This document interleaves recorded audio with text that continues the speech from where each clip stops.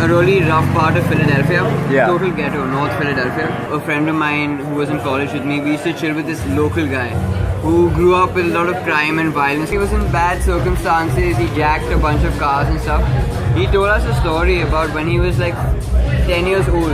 Yeah. He saw a guy on a horse walking through the ghetto. He's like, what the fuck? Like, this is the inner city. Follows the guy, ends up at these stables. Like, in the heart of the ghetto, there's these rundown stables. He sees these locals with horses. They call themselves the Black Cowboys. He's like, wow, this is fucking awesome. So the old dude is like, I'll teach you how to ride a horse, but the condition is you take care of the stables and you learn to respect the horses, yourself, and like older people. So it was like kind of a community sort of thing, and this guy started loving horses, like had a connection, started riding horses. So in riding horses, and there were underground races, betting and all that, and he was in and out of this life of, you know, the streets. But in riding horses, he was, instead of, like, he was like, my friends got shot so many times and people around me got into trouble, but I was at the stables cleaning the stables up, so that kept me out.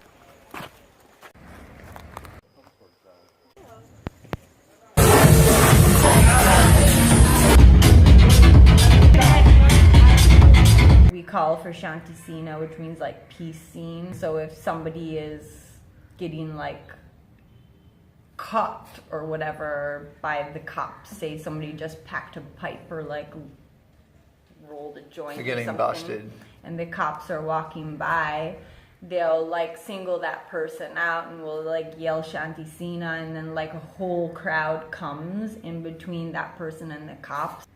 What the fuck? Oh man. He's giving his acceptance speech right now. We need to log on. Oh my god.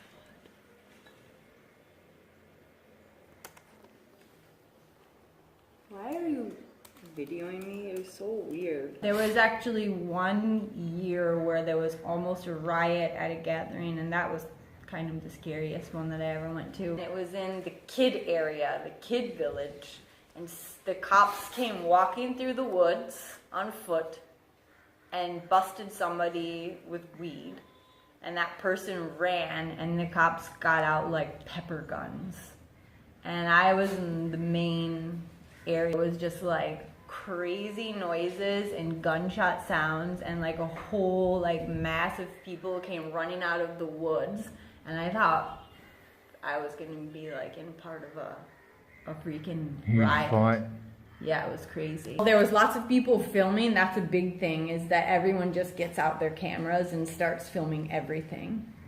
And there was people who were getting shot at with like pellets that were doing nothing except for saying, please don't shoot around the kids, for instance. But this was like a really weird situation. We don't normally have situations like that. Yeah, it's very rare to see violence at gatherings. No. Very rare. Yeah. So that was just, I don't know what was up with those Wyoming cops. They're like cowboy cops up there.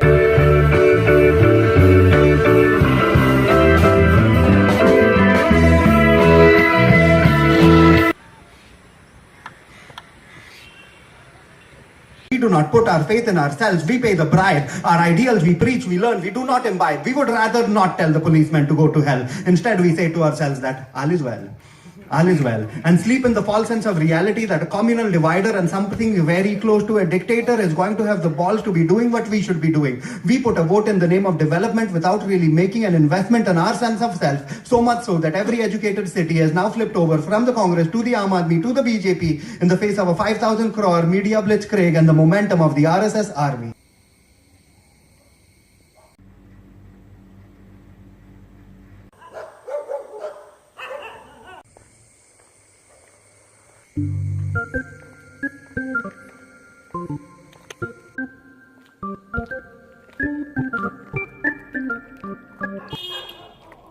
This is a really nice thing about Goa.